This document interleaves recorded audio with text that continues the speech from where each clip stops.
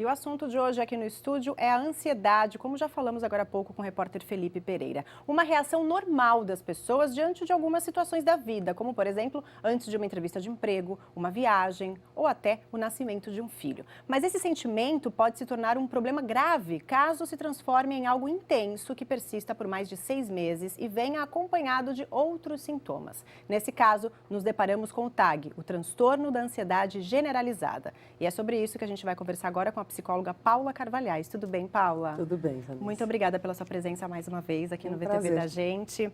Eu queria que você começasse falando o que é esse transtorno, esse TAG?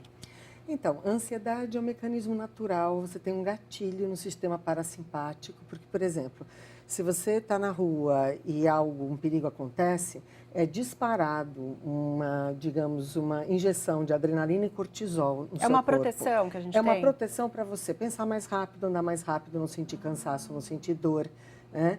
E agir mais rapidamente numa situação em que há necessidade. No TAG, esse gatilho está disparado, como um alarme do carro que dispara. Certo. E tudo é motivo para que o corpo seja inundado, inclusive, por esses hormônios do estresse. E isso faz com que a pessoa, na verdade, se auto-atinja. Eu falo que os bons, eles atingem a si próprios, né? Enquanto Sim. os maus atingem os outros, né? É verdade. Então, a pessoa se detona. E você aí passa a ter sintomas físicos. E aí passa a ser uma doença também, Passa a né? ser uma doença, E a pessoa um consegue transtorno. perceber quando está com esses sintomas? Olha, ela às vezes não relaciona que isto pode ser um sintoma de ansiedade. Por exemplo, patológico, a síndrome do intestino irritável. Você vê gente com sintomas físicos, Sim. a dor de cabeça tensional, gente com sintomas físicos procurando tratamento médico, mas que não percebe que isso está relacionado a um fator tensional que está descontrolado e que ela deveria tratar, porque não vai mudar. Inclusive, ela pode ir mudando de sintoma, mas está ali, impresso no corpo dela. Porque eu brinco que a gente só separa o corpo da cabeça para a gente brincar de estudar. Nós funcionamos todos juntos. É verdade. Tem que estar sempre atento. A gente está ao vivo pelo Facebook. Tem um comentário aqui da Juliane Daniel. Bom dia, aguardando para a matéria sobre ansiedade, que era essa entrevista. Preciso muito saber como controlar, pois sou muito ansiosa. E a gente tem também algumas perguntas que vieram pelo Facebook. Vamos dar uma olhadinha? Para ver se a gente consegue responder aí para o pessoal. Já está no ponto, Lara? Vamos ver. A Marlene Silva. Não sou de comer muito e nem comer besteiras, refrigerantes, frituras, etc. Mas sou gorda e não consigo emagrecer. Ela deve estar acima do peso e não deve estar conseguindo emagrecer. Faço caminhada diariamente. Será que a ansiedade é a causa? Atrapalha também nisso? Eu não diria que é a mais causa, ou menos? porque na verdade está fora do peso é uma síndrome, um conjunto de sintomas.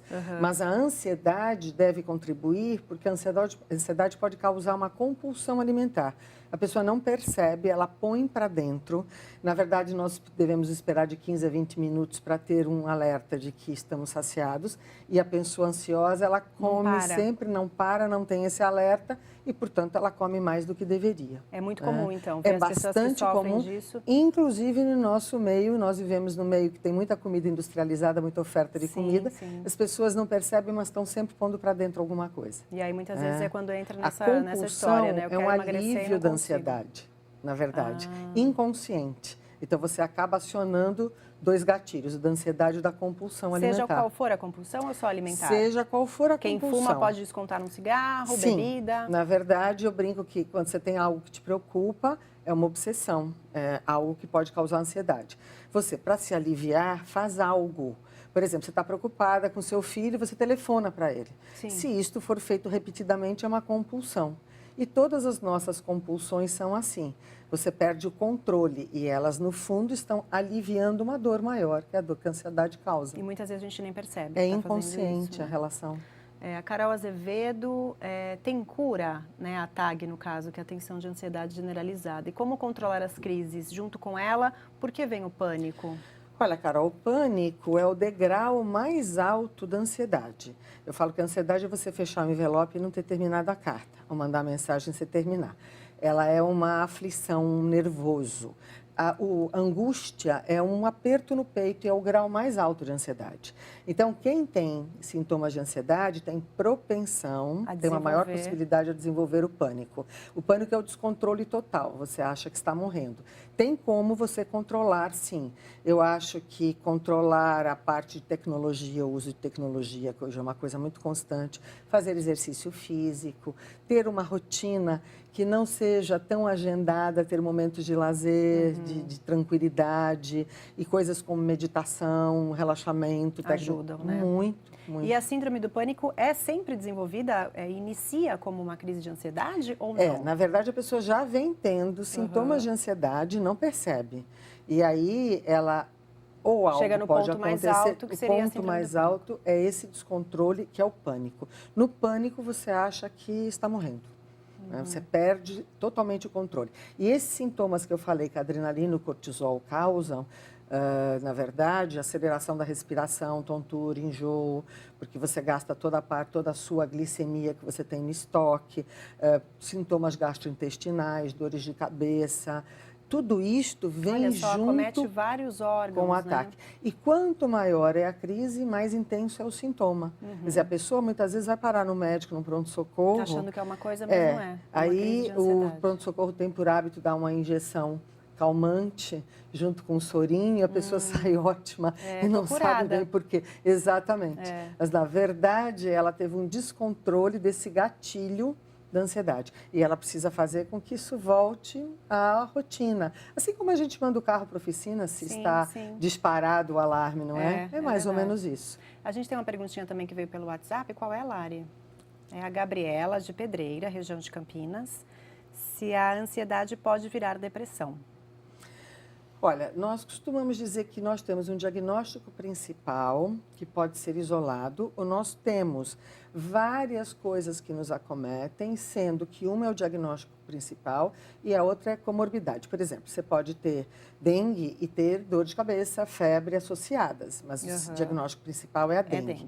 A ansiedade pode existir como um quadro único e é muito comum nos dias de hoje, inclusive muito comum na infância. Está associado às fobias, aos nossos medos. Um ataque de ansiedade, os sintomas de ansiedade acabam levando a pessoa a muitos medos generalizados e a medos fóbicos. Agora, pode ser uma comorbidade de uma depressão, de algo que acontece.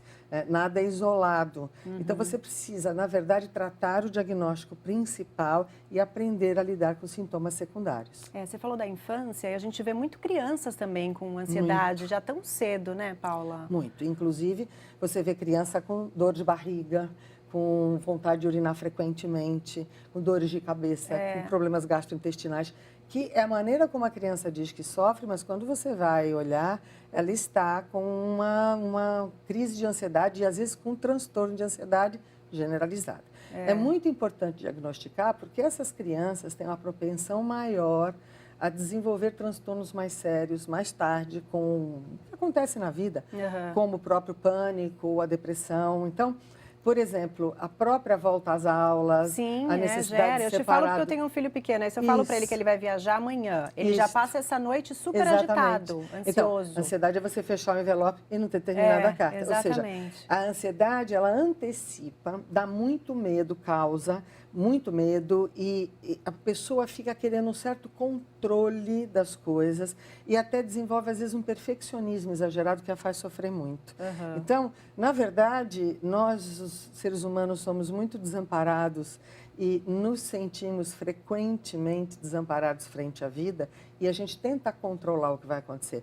Quem muito tenta se controlar, muito se descontrola.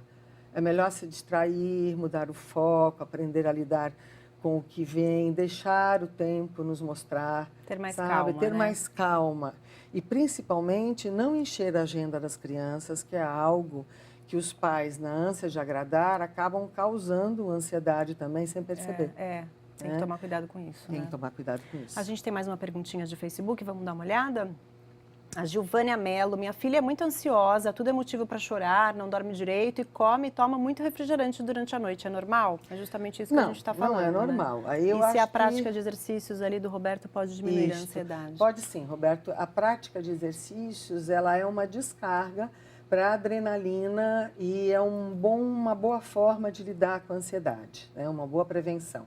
Agora, é lógico que o que ela tem não é só ansiedade. Eu acho que a ansiedade é uma coisa a mais, porque ela é sensível, Sim, ela pelo fato não de dorme chorar, direito. né? Essas cabeças controladoras de quem é ansiosa realmente causam insônia e, como eu digo, comer e tomar refrigerante que é doce pode ser algo para aliviar. Mas você vê, o doce, o próprio açúcar, ele excita. Ele Sim, jamais também deveria já ser... atrapalha. Já atrapalha. É. E o próprio comer faz com que você tenha uma digestão mais difícil e também dificulte. Então, na verdade, ler à noite, desligando os eletrônicos, eletrônicos, ir diminuindo as luzes, os pais conversarem, aproveitar esse momento para conversar, contar histórias.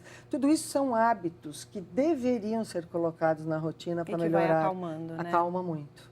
Então tá bom. Muito obrigada, viu, Paula, pela sua presença aqui. Paula Carvalhais, psicóloga, conversei com ela. Muito obrigada, uma boa tarde para você. Boa tarde, foi um prazer.